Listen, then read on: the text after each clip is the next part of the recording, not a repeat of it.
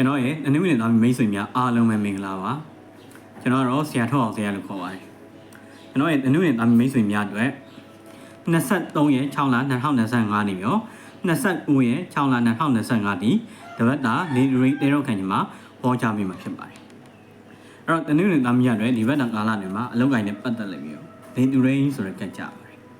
အဲ့တော့နေသူရိခတ်ကြတာဖြစ်တဲ့အတွက်ဒီတပတ်တကာလတွေမှာအလုပ်ကိုင်းနဲ့ပတ်သက်ဘာလို့တော့ဘာခံခံတနင်္ဂနွေသားသမီးတွေကအဆင်ပြေမဲ့ကာလမျိုးဖြစ်ပါတယ်အဲ့တော့တနင်္ဂနွေသားသမီးအနေနဲ့ဒီဘက်ကာလတွေမှာအလုပ်ကိုင်းနဲ့ပတ်သက်လိုက်ပြီးတော့ယာရုလိုတာတွေအလုပ်ကိုင်းနဲ့ပတ်သက်လိုက်ပြီးတော့အဆင်ပြေတာမျိုးတွေလုပ်ငန်းနဲ့ပတ်သက်လိုက်ပြီးတော့အဆအအရာရာဘာမှစိတ်မှုစရာမရှိအောင်အဆင်ပြေတယ်ဆိုတဲ့ကာလမျိုးဖြစ်ပါတယ်အဲ့တော့တနင်္ဂနွေသားသမီးတွေကဒီလိုကာလမျိုးမှာလုပ်ငန်းတိုးချဲ့တာမျိုးတွေလုပ်ငန်းနဲ့ပတ်သက်လိုက်ပြီးတော့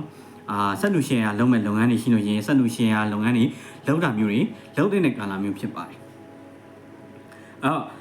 အွန်လိုင်းလုပ်ငန်းလုပ်နေတဲ့လူဆိုရင်လည်းဒီလိုကာလမျိုးမှာအွန်လိုင်းလုပ်ငန်းတွေလုပ်တဲ့ကာလမျိုးဖြစ်ပါတယ်အဲ့တော့ဝန်ထမ်းတွေဆိုရင်လည်းဒီလိုကာလမျိုးမှာအထက်လူကြီးရဲ့ဥပမာ issue ဆောင်မမှုတွေရရှိတာမျိုးတွေအထက်လူကြီးကဥပမာကောင်းမြင်တာမျိုးတွေဖြစ်တဲ့ကာလမျိုးဖြစ်ပါတယ်အဲ့တော့ဆွေမျိုးသားချင်းတွေနဲ့ပတ်သက်လိုက်ပြီးတော့ Akari ဆိုတဲ့နာမည်ကြပါတယ်အဲ့တော့အလုပ်ကိုင်းနဲ့ပတ်သက်လို့နောက်တစ်ခုရှိနေအလုပ်ကိုင်းနဲ့ပတ်သက်ပြီးတော့ဘာလုံးလုံးပြန်ပါခိုင်းခိုင်းအစီအစဉ်နေတဲ့ကာလမျိုးဖြစ်ပါတယ်အဲ့တော့အလုပ်ကိုင်းနဲ့ပတ်သက်ပြီးတော့စိတ်ပူစရာမလိုဘူးပေါ့ဗျာအများတို့ပေါ်မှာအလုပ်တွေအဆင်ပြေအောင်မှပဲဒီလိုကာလမျိုးမှာအလုပ်ကိုင်းနဲ့အဆင်ပြေလာမယ့်ကာလမျိုးဖြစ်ပါတယ်အဲ့တော့ဆွေမျိုးသားချင်းနဲ့ပတ်သက်လို့ Akari ဆိုတဲ့နာမည်ကြပါအဲ့တော့ Akari နာမည်ကြတာဖြစ်တယ်ဆွေမျိုးသားချင်းတွေထဲမှာအိုးနဲ့အထိုင်ကြီးတဲ့အမျိုးသမီးတွေကိုယ့်ရဲ့အတက်ကြီးတဲ့ဆွေမျိုးတွေမှာဆိုလို့ရှိရင်အမေတို့အမတို့နော်အတော်တို့အဖွားအိတို့အစရှိတဲ့ပုံကိုယ်တွေကကိုယ့်ကိုအကူအညီပေးတာမျိုးတွေကိုယ်အလုံးနဲ့ပတ်သက်လို့အကူအညီပေးတာမျိုးတွေကိုယ်ငွေချင်းနဲ့ပတ်သက်လို့အကူအညီပေးတာမျိုးတွေသူတို့ရှိရပြီးလက်ဆောင်တွေရတာမျိုးတွေနောက်ပြီးတော့အကူအညီကောင်းတွေရတာမျိုးတွေအထောက်ပံ့ကောင်းတွေရတာမျိုးတွေဖြစ်တဲ့ကာလမျိုးဖြစ်ပါတယ်အဲ့တော့မိတ်ဆွေနဲ့ပတ်သက်လို့Akari ဆိုတဲ့နာမည်ကြပါတယ်အဲ့တော့မိတ်ဆွေသားချင်းနဲ့ပတ်သက်ပြီးတော့ Akari ကြတာဖြစ်တဲ့အတွက်ဟိုတငယ်ချင်းမိတ်ဆွေတွေထဲမှာယောက်ျားလေးတငယ်ချင်းတွေပဲဖြစ်ဖြစ်နောက်ပြီးယောက်ျားလေးမိတ်ဆွေတွေပဲဖြစ်ဖြစ်အဲ့လိုမိတ်ဆွေတွေကကိုယ့်ကိုဦးညီတာမျိုးတွေစောင့်ရှောက်တာမျိုးတွေစောင့်မတာမျိုးတွေဖြစ်တဲ့ကာလမျိုးဖြစ်ပါတယ်အဲ့တော့ယောက်ျားလေးမိတ်ဆွေတွေကကိုယ့်အကူအညီပေးတာမျိုးတွေကိုလိုအပ်နေတဲ့အကူအညီတွေပေးတာမျိုးတွေကိုယ့်ရဲ့အလုပ်ကိုင်းတွေမှာအကူအညီပေးတာမျိုးတွေဖြစ်တဲ့ကာလမျိုးဖြစ်ပါတယ်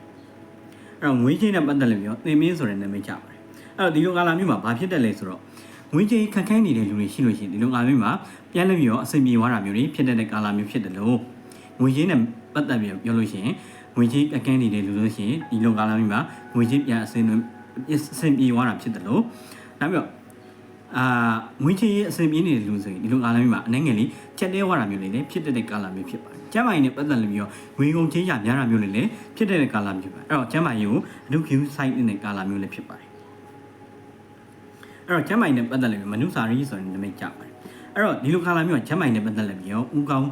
နာကျင်တာမျိုးတွေဦးကောင်းခိုက်တာမျိုးတွေနောက်လက်တစ်ဖက်ကိုက်တာမျိုးတွေလက်တစ်ဖက်နာတာမျိုးတွေဖြစ်တဲ့ကာလမျိုးဖြစ်ပါတယ်အဲ့တော့အဓိကတော့လက်အစစ်တွေပေါ့လက်အစစ်တွေနာတာမျိုးတွေဖြစ်တဲ့ကာလမျိုးဖြစ်ပါတယ်အဲ့ဒီလိုကာလမျိုးမှာစိတ်နဲ့ပတ်သက်လို့ပြီးတော့ကျမ်းမိုင်မကောင်းတာမျိုးတွေဖြစ်တဲ့ကာလမျိုးဖြစ်ပါတယ်အဲ့တော့ကျမ်းမိုင်နဲ့ပတ်သက်လို့ပြီးတော့လက်နဲ့ပတ်သက်လို့ပြီးတော့လက်မှာထိခိုက်ဒဏ်ရာရတာမျိုးတွေဖြစ်တဲ့အတွက်ကျမ်းမိုင်ကိုလက်နဲ့ပတ်သက်လို့ပြီးတော့ထိခိုက်ဒဏ်ရာမရအောင်2Q ဆိုင်ရမယ်ကာလမျိုးဖြစ်ပါတယ်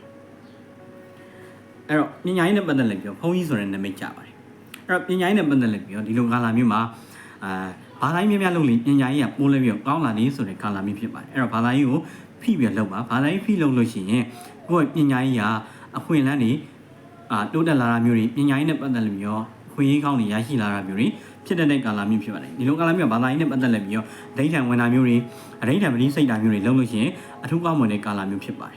အဲ့တော့အချင်းနဲ့ပတ်သက်လို့ပြီးတော့ကမ္ဘာလုံးကဆိုတဲ့နာမည်ကြပါတယ်အချင်းနဲ့ပတ်သက်ပြီးဒီလိုကာလမျိုးမှာပူစရာမလိုတဲ့ကာလမျိုးဖြစ်ပါတယ်ဟိုချစ်သူရေးသားတွေပဲဖြစ်ဖြစ်ဟိုအိမ်တော်ရေးပဲဖြစ်ဖြစ်အိမ်တော်ဖက်နဲ့ပဲဖြစ်ဖြစ်ဒီလိုကာလမျိုးမှာအစိမ့်ပြေသွားတာမျိုးတွေတယောက်ပေါ်တယောက်နားလည်မှုတွေရရှိလာတာမျိုးတွေတယောက်ပေါ်တယောက